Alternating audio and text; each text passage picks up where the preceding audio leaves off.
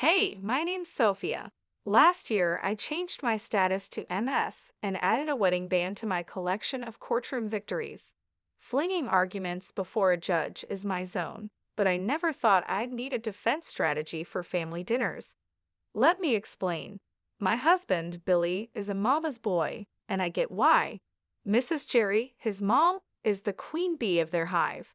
She did the single mom hustle, raising two kids on her own. Mad props for that. Then there's his sister Lauren. She thinks she's the center of the universe. I remember the first time I walked into their place. Billy had his arm around me like I was a trophy.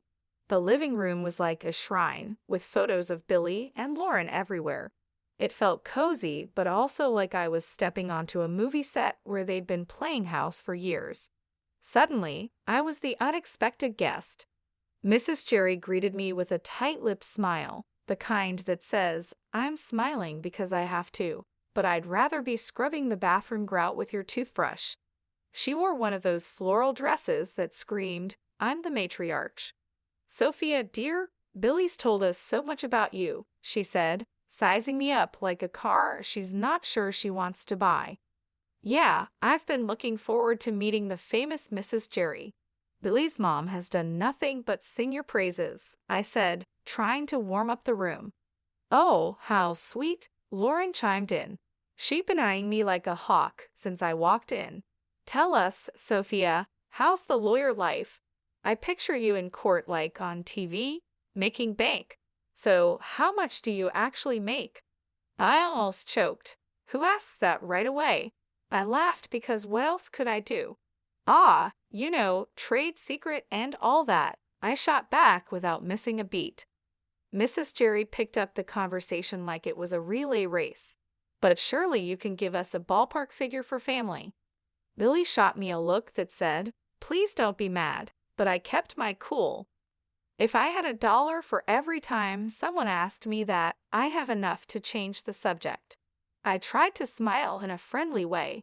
Mrs. Jerry snorted. "Yeah," she snorted.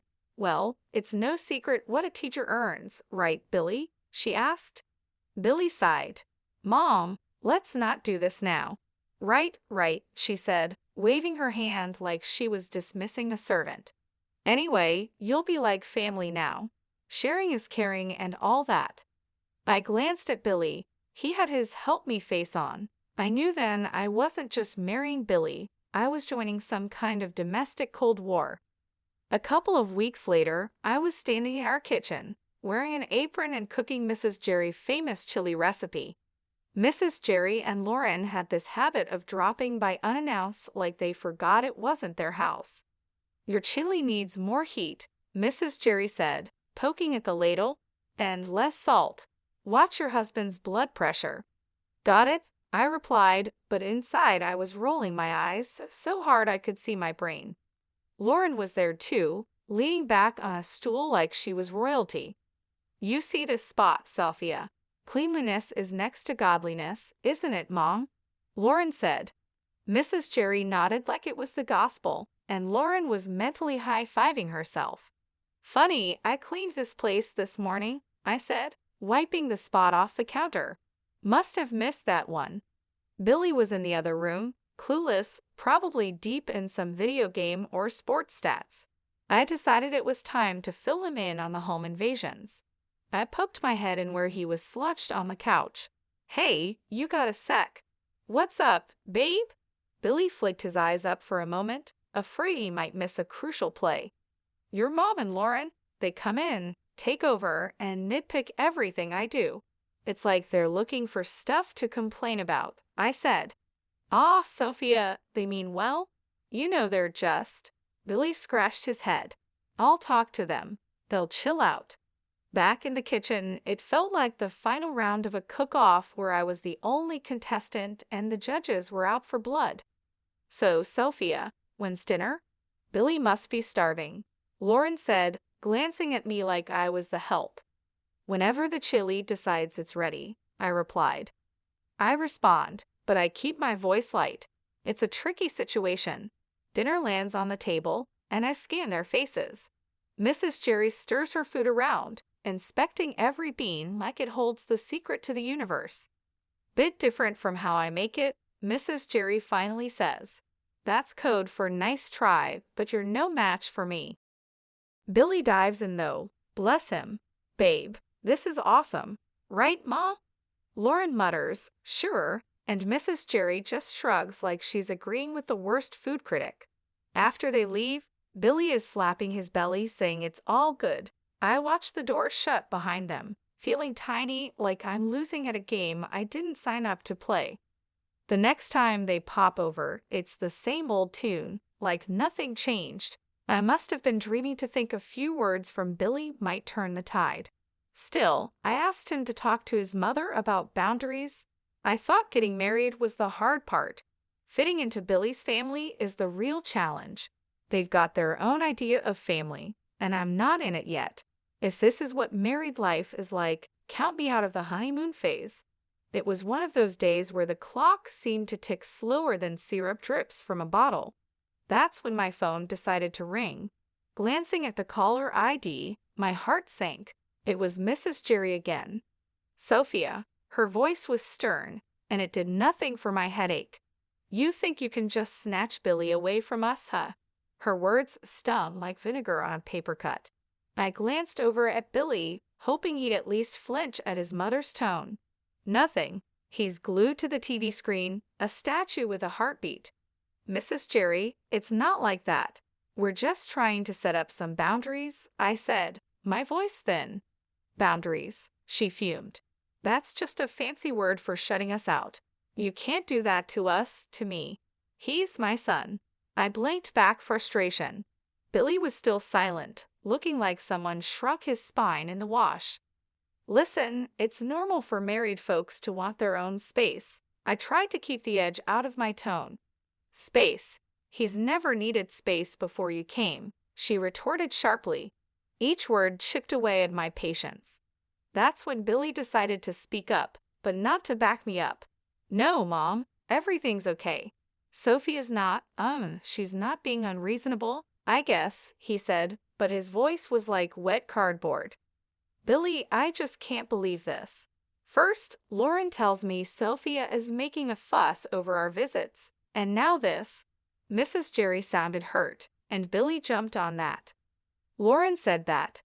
Billy turned to me, eyebrows raised, as if I was the one causing trouble. Yeah, she did, and I think she's right. Family is family, Billy. You can't just turn your back on us. She pressed harder, knowing she was pulling him in. I saw my husband, the man I loved, deflate like a balloon 3 days after a party. The call ended with promises of another family meeting that felt more like a summit to discuss the terms of my surrender. After the call, it was as if nothing had happened. Billy settled back on the couch, resuming his championship in channel surfing. Mrs. Jerry continued her visits, each one a master class in thinly veiled jabs. And Lauren. She might as well have been a puppet master, always getting Billy's ear whenever she pleased. When word got back to me that Lauren was bad-mouthing me all over town, my blood boiled for a second, but I didn't let it get the best of me. I knew I had to handle this the right way. I waited for the right moment to deal with Lauren directly, and that moment came sooner than I thought. I found Lauren at the market on a Sunday morning, filling her basket with groceries. She didn't see me at first, but I walked right up to her, steady and strong. Lauren, I said. She looked up and rolled her eyes. What do you want, Sophia? We need to talk. It's about the stories you've been spreading. She snorted loudly, a smirk spreading across her face. Stories. I don't know what you're talking about. The rumors, Lauren. About me. Teresa's bossy, Teresa's this and that. Cut it out. She laughed, tossing an apple up and down in her hand. And what are you going to do if I don't? You think you can boss me around? I kept my cool. Listen, spreading lies isn't just mean, it's slander, and I won't stand for it. Lauren laughed again, louder this time. You're going to sue me. Get real, Sophia. You aren't got the stomach for that. People's reputations are at stake. I'm serious, Lauren. Keep it up, and yes, I will take legal action if I need to. The arrogance just poured off her as she leaned in close. "You're in way over your head, little Miss City Lawyer. Going to take me to court?" "This isn't a joke, Lauren. I'm giving you a chance to stop this nonsense before it gets serious." She shoved her face closer to mine, a challenge plain in her expression. "Bring it on, Sophia. Do your worst." With that, she spun on her heel, almost knocking over a display of canned beans, and left me standing there. Her laughter echoed through the aisle long after she was gone. I walked back home slower than usual, thinking everything over. Later that day, when my husband came back, I told him what happened. He was in the middle of taking his boots off, and he froze, one boot off, the other still on. "You did what now?" he asked. I told Lauren off. I threatened her with legal action if she doesn't stop spreading rumors. His face went red, then white. "You couldn't just let it go. Why did you have to stir the pot, Sophia?" I straightened up. "Because it's not right, and I won't be walked over. Not by her, not by anyone." We were silent for a while, both lost in our thoughts. It was clear this was more than a little family squabble. It was a line drawn in the sand, and I had to stand my ground. He just stood there with that same lost puppy look that's becoming permanent on his face. I threw myself onto the couch, fuming. The gossip might calm down for now, but Lauren is the kind of weed that keeps sprouting up. No telling when she'll start yapping again. And Billy? God knows if he'll ever find the guts to stand up to them. Right now, I just need to cool off and figure out my next move in this messy game they're all too eager to play. The whole mess with Lauren had me weighing my options like a pros and cons list in my head. I signed up for a life with Billy, not a daily soap opera with his family. And with things going from bad to worse, the word divorce started rattling around in my brain like loose change in a dryer. Then, as if on cue, Mrs. Jerry, the town's self-appointed gossip queen and Lauren's godmother, called me up. "Sophia dear," she chirped like a bird that spotted a worm, "we're throwing a little party for Lauren's engagement. It's happening at Giuseppina's next week. We'd love to see you there." The tone of her voice was all fake niceness, the kind that practically screams, "I dare you to show up." After hanging up, I stared at the silent phone, thinking how this invite smelled like a setup. Billy was already on edge, and now this. I couldn't help but blurt out to him, "Guess who's got plans for us next week?" He was sitting at the kitchen table, his forehead creased like he was trying to iron out a thought. "Who's scheming now?" "Your sister's engagement party," I said. I say it straight out. We're invited, courtesy of Mrs. Jerry. Billy's face goes a shade paler, the crease deepening. "Oh hell." "Yeah, oh hell sounds about right. So what's the plan here, Billy? We going to roll over and play nice or what?" He's quiet for too long, and I'm not having it. "Come on, spit it out." Billy finally looks up, his eyes serious. "Sophia, it's family. I think we should go." I cross my arms, feeling the heat rise up my neck. "And let Lauren have a field day. I'm not their punching bag." He throws his hands up, a bit too dramatically. "What do you want me to say? That's my sister Sophia." I lean in, my hands flat on the table. "And I'm your wife. Does that not count for much these days?" The word divorce is right there on the tip of my tongue, but I bite it back hard.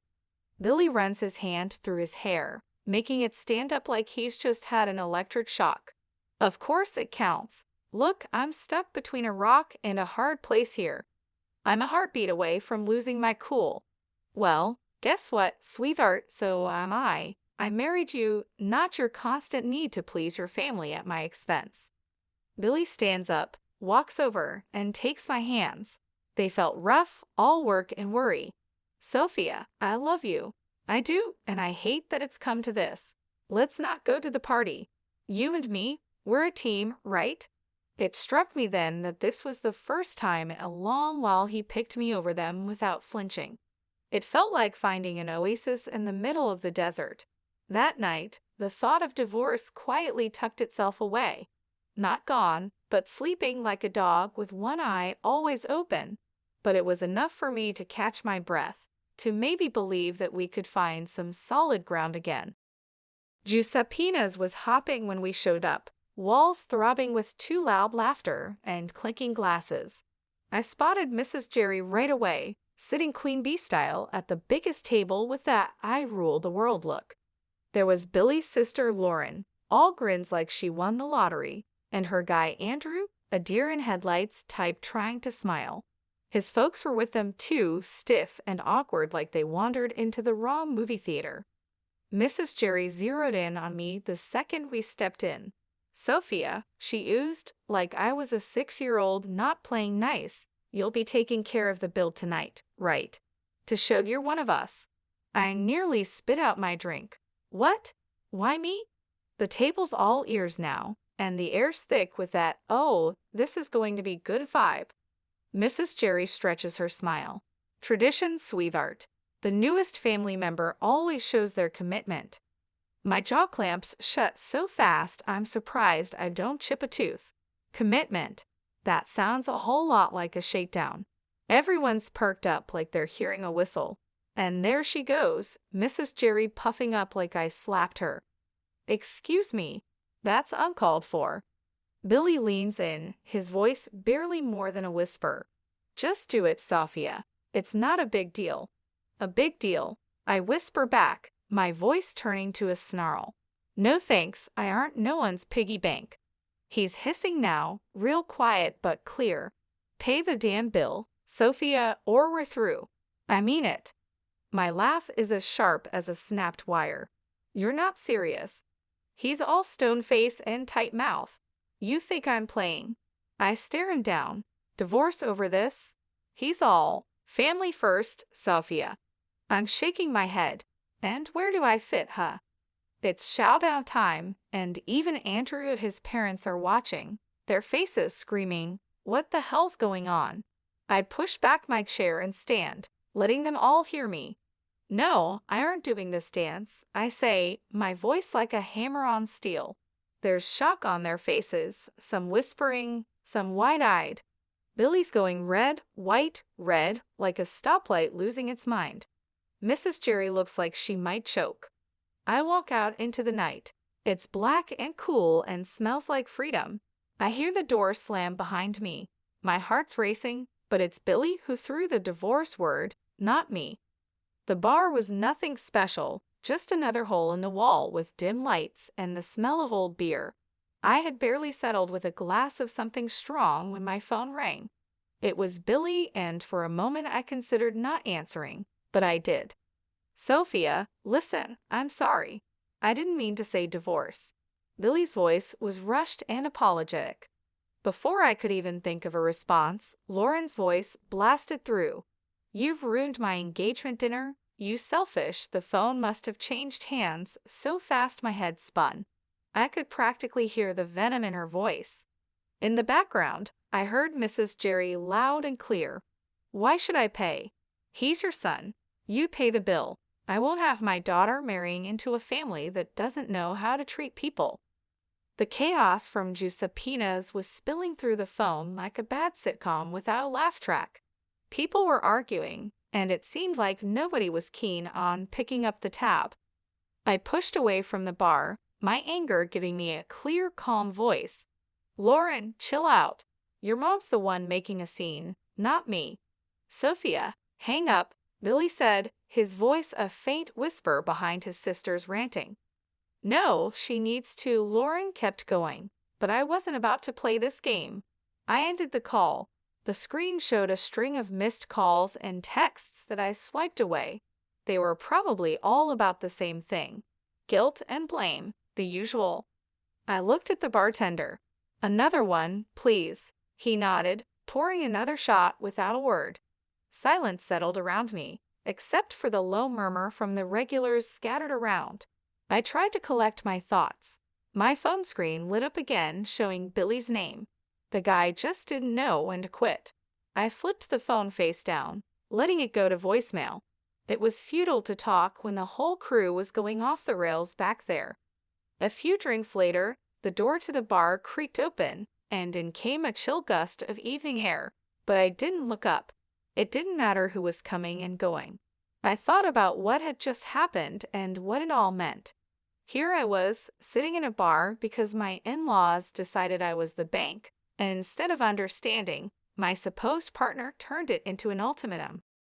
I finally picked up my phone and typed out a text. Billy, we're done. Lauren can think what she wants, and your mom can deal with her own damn bills. I won't be part of this circus anymore. Just as I hit send, the phone rang again. This time, I shut it off. I was tired of the arguing, the demands, and above all, tired of feeling like I was alone in a partnership that was supposed to have my back. When the room finally stopped spinning and my head felt a little clearer, I knew what had to happen next. It was time to start looking forward, even if I had to do it on my own. No more games, no more being the scapegoat for a family that couldn't see past their own drama.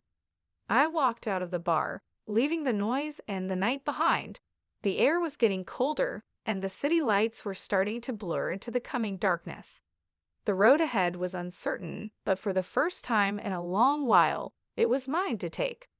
What a mess that last evening was! The whole thing at the restaurant blew up bigger than anyone thought. The groom had had it up to here with the drama and ditched the engagement right then and there. You should have seen Lauren's face when he dropped that bomb. I can't believe it. No one saw it coming, least of all her. Then the mother-in-law lost it, screaming like a banshee. She was causing such a scene that the groom's family looked ready to call 911. She was yelling about disrespect and no consideration. It was pure chaos, like one of those trashy daytime shows where chairs start flying. Meanwhile, I was done. I filed for divorce and cut off all contact. I ignored Billy's calls and deleted his messages. The last I heard, he, his sister, and my former mother-in-law from hell are all holed up in the same house, probably driving each other crazy. As for me, it felt like I finally stopped holding my breath after years underwater. Life's simpler now, but that evening is still the talk whenever I bump into people from the old circle. It gets old, you know. So, here's the update for anyone who still cares.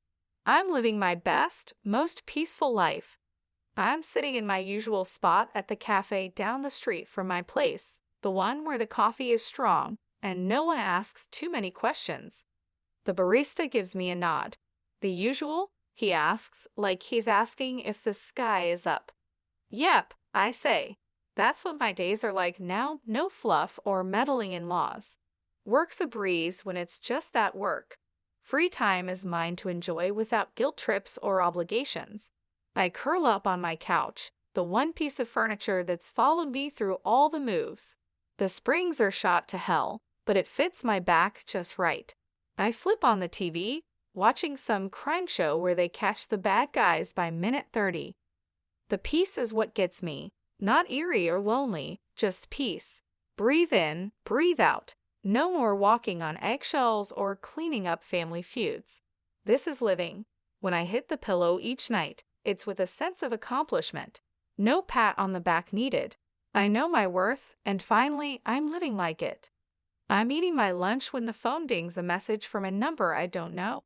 Probably Billy using someone else's phone to reach out. I delete it without reading. Not today, Satan. Not ever. They used to say, you'll regret this. But here I am, not a single regret in sight. The day drags out cozy and fine, ending with a glass of something smooth and a book I've been meaning to read. The heroine's tough but fair, reminds me of someone I know.